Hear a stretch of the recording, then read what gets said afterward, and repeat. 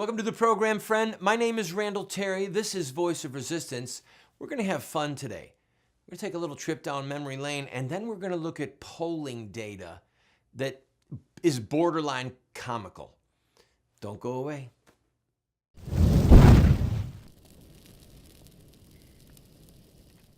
Welcome to the program, friend. A lot to talk about in the news, but first I think it is appropriate to take a stroll down memory lane. Just a day or two ago was the 3-year anniversary of President Trump's announcement that he was going to run for president. And I remember the day. I remember the day well. I watched the TV and watched a lot of the commentators. And now their arrogance is, it's almost picturesque because it shows their ignorance. Arrogance and ignorance together are like an impregnable castle surrounded by a moat. You can't get in.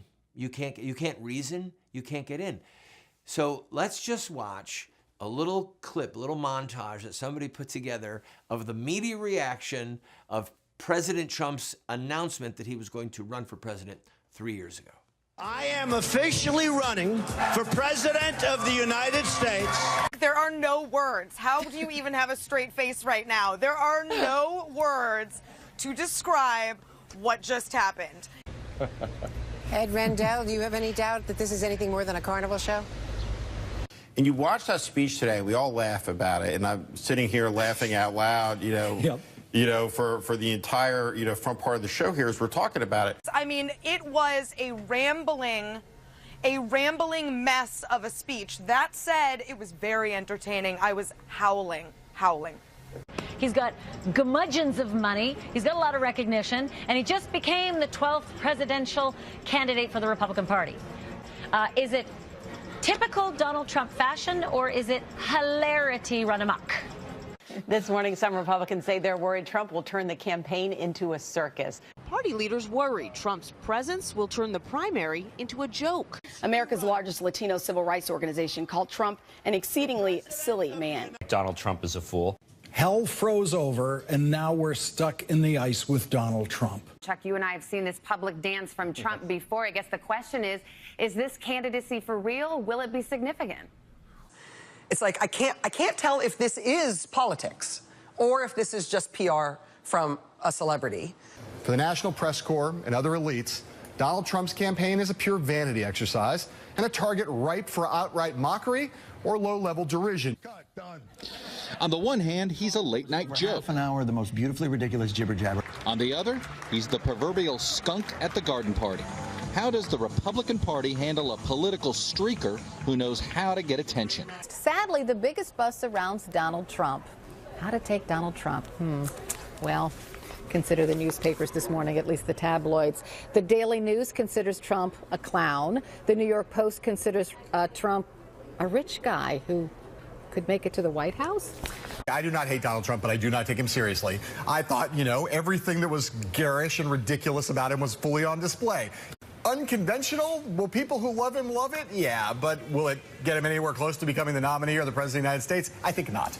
I think there is a vein for him to tap, and he's going to get some serious votes. He can't win, but he can get a lot of votes. While no one expects Trump to get close to winning the nomination, that doesn't mean that they're happy he's in.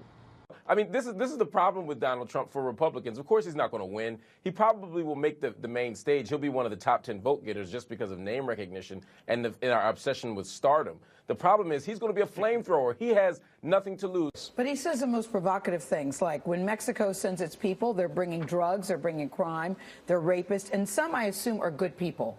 What is your strategy, and how can you succeed when you say things like that? Well, you can't, again, Gail, if the question is how can you become president, you can't by saying things like that. Can we stipulate for the purposes of this conversation that Donald Trump will never be president of the United States? Now, what I want you to take away from this, besides a few chuckles, is that these people believe themselves. One of my boys was talking to me the other day, and he was musing aloud about the fact that the most dangerous people are people who are ignorant, and they're so ignorant, they're so stupid that when you say something intelligent, they laugh thinking that what you said was stupid and that you can't reason with them. There's nothing you can do to get them to change their mind. He said, now this is a kid. He said, those are the most dangerous people. That's what we're dealing with in the American media. People who are so ignorant and yet so arrogant that they are dismissive of the truth. And they think that those who hold the truth are the buffoons. I've got to take a break. When we come back, we'll take a look at a recent Rasmussen poll that you're going to love. But also, I want to paint a word picture for you that, if you haven't heard it before, will inoculate you, or hopefully inoculate you, so that you can see, touch, smell when the media is lying, ready? By omission. Don't go away.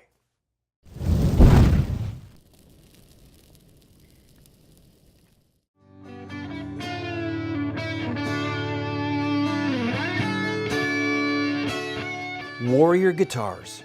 Without question, the best guitar I've ever played, heard, or seen is a Warrior. The owner of Warrior, Jay Dran, has an incredible testimony of redemption and healing. God gave him the vision to start Warrior Guitars and a passion to make the best guitars in the world. They only make about 120 guitars a year, each one by hand. Maybe one of them could be yours, or a once-in-a-lifetime gift for someone you love. The one thing that I can tell you is this is the most finely crafted guitar I have ever held. I've played a lot of guitars, I own a lot of guitars, and although the quality is exceptional on all of them, this is by far the most finely crafted instrument I own or have ever played. And I'm glad I own it.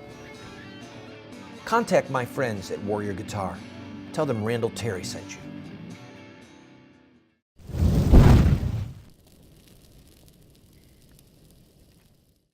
Welcome back to the program, friend. Let me explain to you how media lie by omission, by using a word picture, an illustration.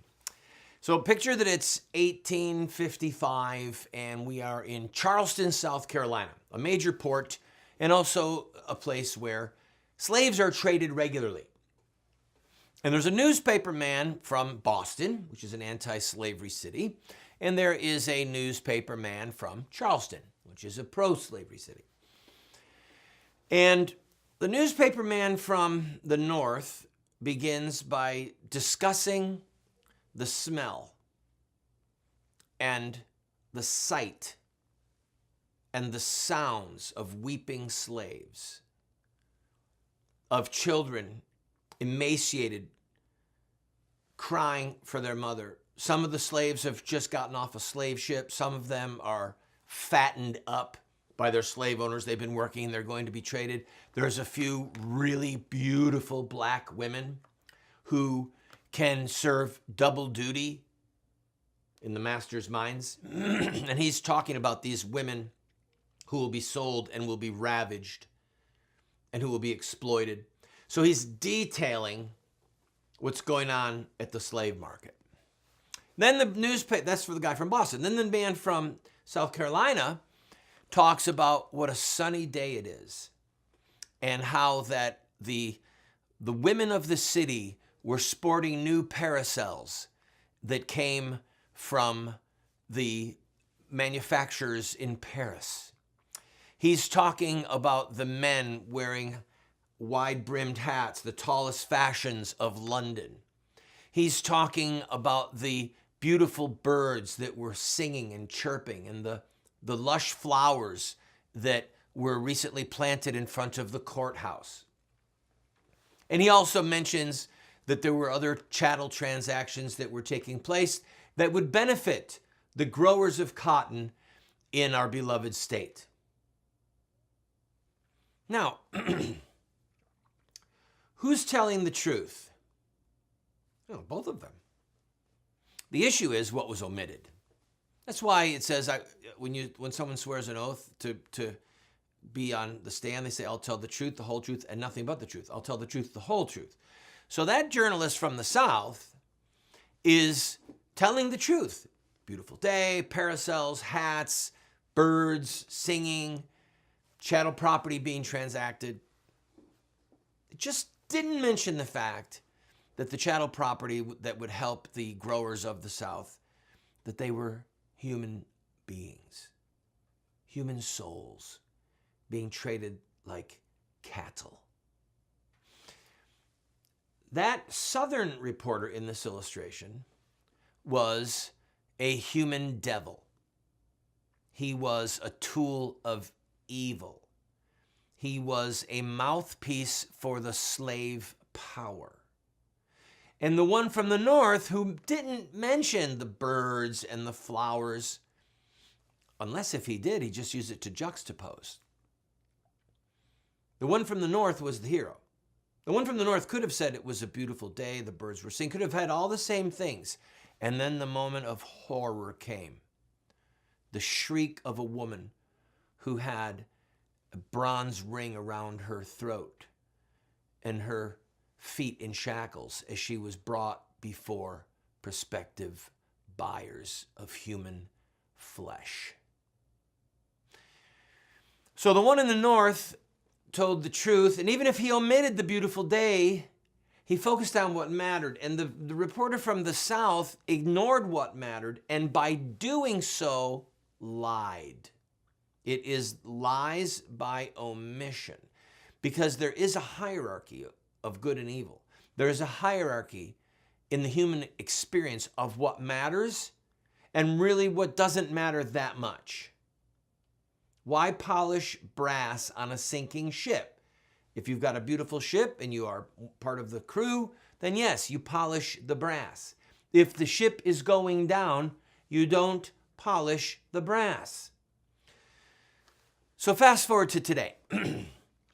The godless media elite, as I have been calling them for well nigh 30 years now, the godless media elite lies to you, lies to me, night after night, by A, what they focus on, and B, by what they ignore. I'm going to take a quick break. I've got some Rasmussen polling data in front of me that's actually funny. And I'm going to start making predictions way out, like I did with President Trump. I said President Trump was going to win the election as early as February, before the election. We're now in June. I'm predicting that the Democrats are going to get their clocks cleaned in November. I couldn't be happier, except for the fact that people like Speaker Ryan, well, he's leaving, so that's good. I'll also fix a brain burp I had the other day. Don't go away.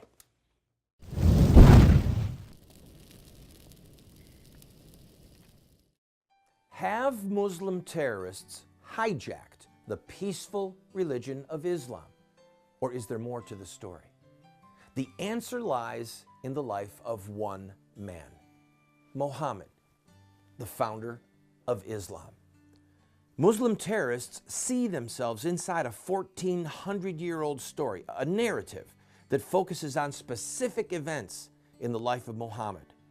We are going to look at Muhammad's life using their most sacred literature. We will look at Muhammad at the Battle of Badr. We'll see him deal with those who mock him. We'll see the times when he used deception. We'll witness Muhammad's anti-Semitism. And yes, we will discuss Muhammad and his teachings concerning sex, slavery, and jihad. Friend, if you want to understand Islamic terrorism, get this series today.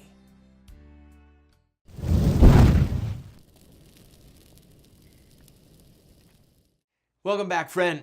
Let me clear up a brain burp that I had the other day. I was bemoaning the fact that Bob Corker was in the U.S. Senate. He's the Republican senator who said that this is a cult-like atmosphere. Well, he is retiring. Thank heavens. He's done.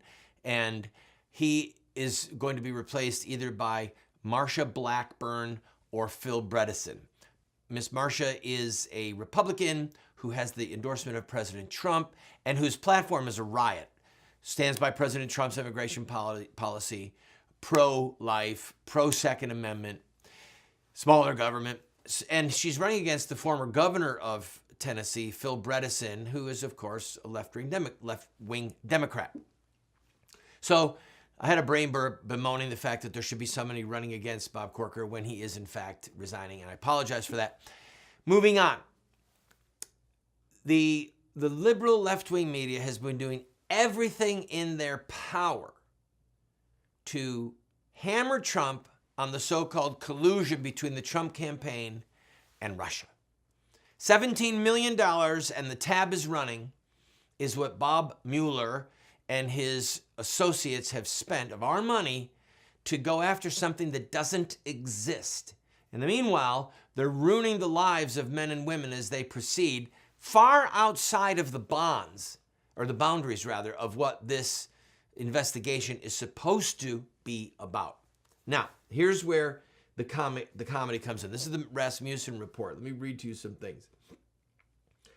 Over half of the Americans polled believe that that federal agents, people inside of the FBI, broke the law to try and stop Trump. Now just think about that for a minute.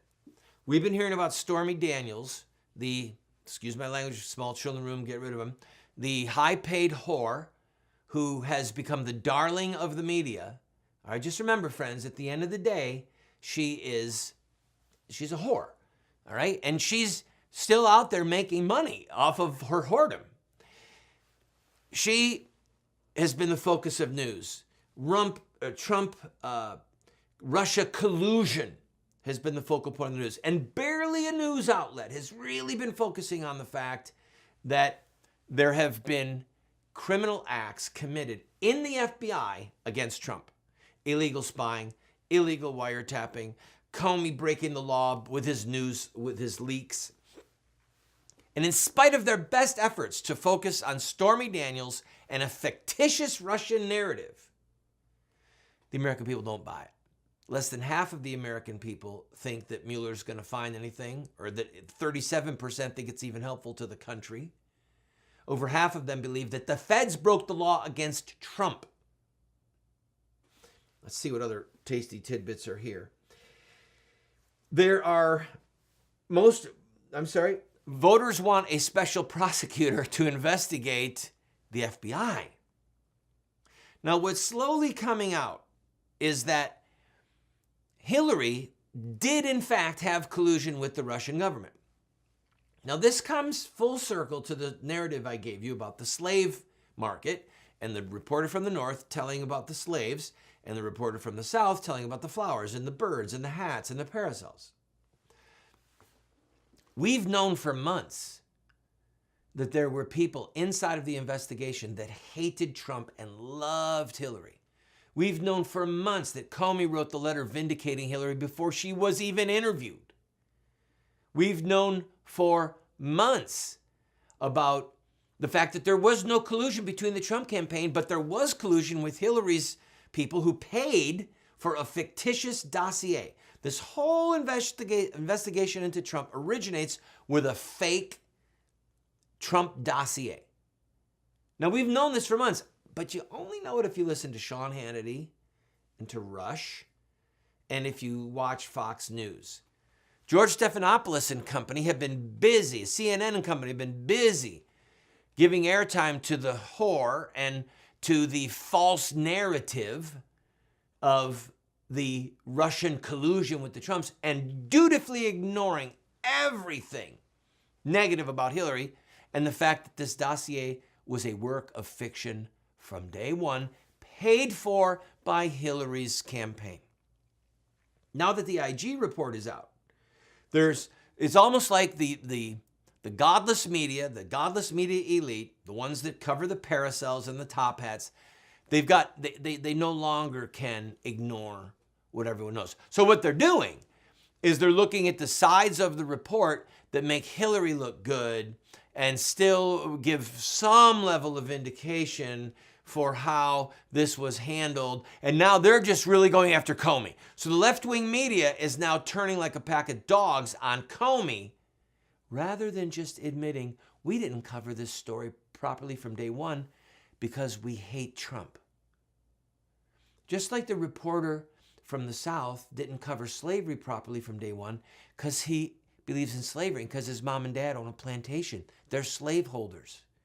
And yes, I'm comparing today's godless media elite with slaveholders and people who bought and sold human flesh. Only I want to perhaps apologize to the slaveholders because it's possible that these godless people at the helm of the media today are worse than the media of the 1850s, because back then they were dealing with slavery, and today we're dealing with the murder of babies by abortion and the threat of Islam to extinguish Christianity from nation after nation.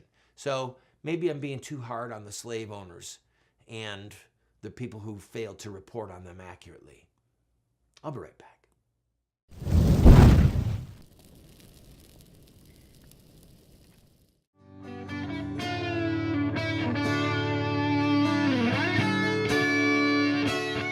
Warrior guitars.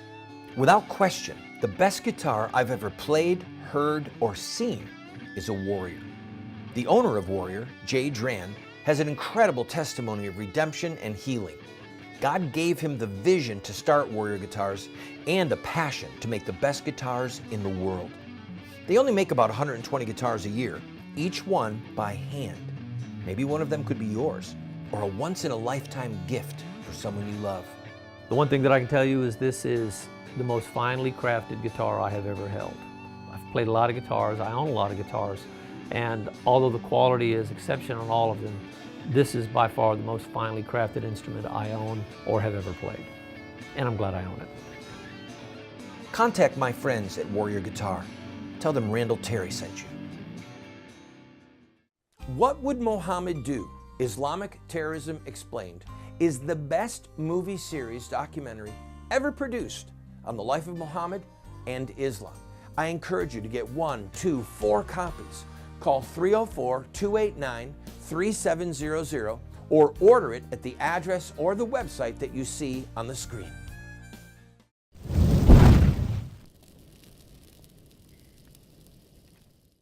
In other comedic news that is actually offensive, a former director of the CIA and former director of the NSA, Michael Hayden, compared the policy that's in the news right now about separating children from their parents, immigrant children, illegal immigrant children from their parents, compared it to Auschwitz. Now, here's my point again, people. It's an Obama policy, all right, that says after so many days in America, these illegals, you have to separate them from their parents. The children and the parents are to be separated. It was an Obama policy, okay? The whole concept of an anchor baby or catch and release, all of this was run under the Obama administration, but children were also separated from parents under the Obama administration. So what we have now is the Democrats frantically casting about for some issue to distract the American people and to give sound bites to George Stephanopoulos and the morons at CNN so that they can say, don't focus on the IG report, don't focus on the border wall, focus on how how President Trump is a mean man. He hates children. He wants to separate children from their parents. It's all a lie. He inherited this policy from the Obama administration. And when Michael Hayden says that it's like Auschwitz, we friends, this is offensive. If I could see him, I'd spit on the ground and say, you are a vile, disgusting man. You are a liar. Auschwitz was committed to murdering the Jews, okay? Enslaving them and murdering them. President Trump, and forget President Trump, U.S. law is the issue here. And these people are all coming into the country illegally, okay? They're coming into the country illegally. They're claiming asylum. Now, so you understand, they're not Mexicans. Hope you've been following the news, all right? I always presume that when people watch this show, they know the news, and then I comment on the news. There's a loophole in the American law that if somebody comes from a Central American company or South American country, rather not country, that they can come to America through Mexico, but they can be granted asylum. So what they're doing is they're getting these foreign illegals are coming in from Central America, exploiting the loophole. And Obama knew it was going on. Trump inherited it, and it's not Trump's fault. This is U.S. law. And the Democrats don't want to fix it. They want it to be there because they want something to whip the president with. So in other words, if you're a good human being, you'll vote Democrat because the Democrats want to give shelter to illegal immigrants. And if you're a bad human being, you'll vote for President Trump and his cohorts in the U.S. House and the U.S. Senate because they're bad and they hate children, they hate families, they want to separate children from their families. Do you see how absurd and offensive this is? And then you have somebody like Michael Hayden saying that it's like Auschwitz. I'm sick of their lies, and I hope that you are too. Hey, we're going to be releasing our new movie soon, Muhammad in His Own Words. Go to randallterry.com and find out how you can pre-order the upcoming movie. Talk to you soon.